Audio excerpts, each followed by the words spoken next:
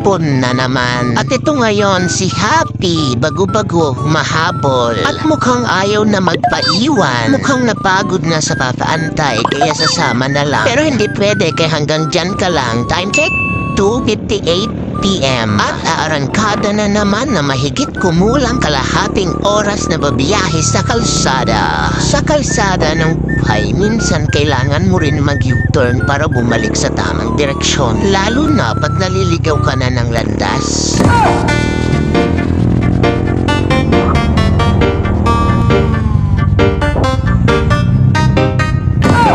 Okay, nakarating na nga tayo at mag-uumpisa muna tayo sa Row-Yo Bowl. At pagkatapos, arangkada na ulit patungo sa Baklad. Pero bago yon, kailangan muna namin sunduin ang aming yate na gumala mag-isa.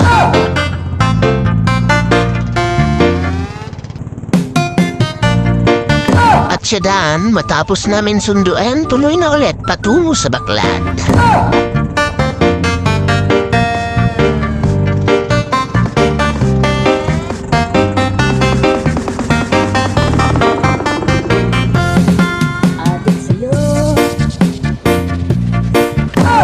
Pagkatapos ng ilang minutong biyahe, nakarating na din kami. At umpisa na naman ang pag-akyat sa kawayan para umupo lang at magmasid-masid. Tulad ngayon, napansin ko ang payapa ng dagat, ang aliwalas ng langit at halos kulay asul ang paligid. Asul, payapa, tahimik at kalmado, pwedeng dagat, langit, or isang libo.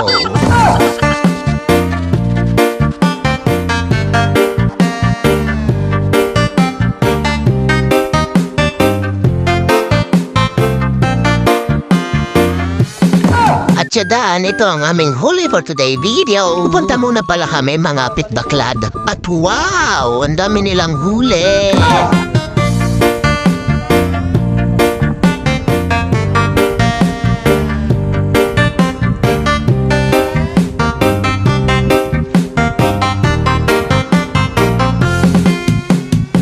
Sa umagat sa kabisa, bawat minutong lumilipas.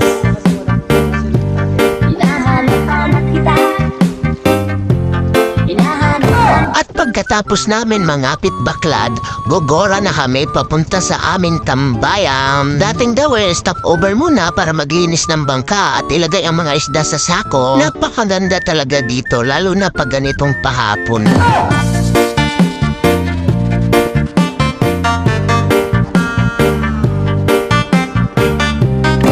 Panibagong pasasalamat mula sa biyaya ng dagat. At ito, inuumpisahan na ni Shokoko ilagay ang mga isda sa sako dahil palubog na ang araw. Time check, 4:57 PM.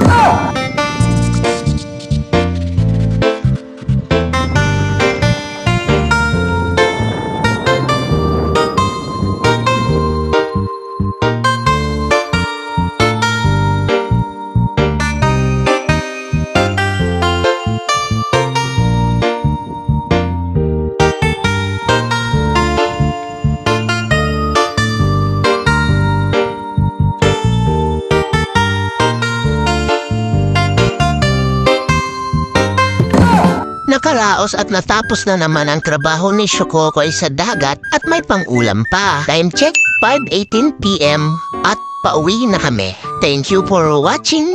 Hoy Shokoko, teka, wag mo akong iwan.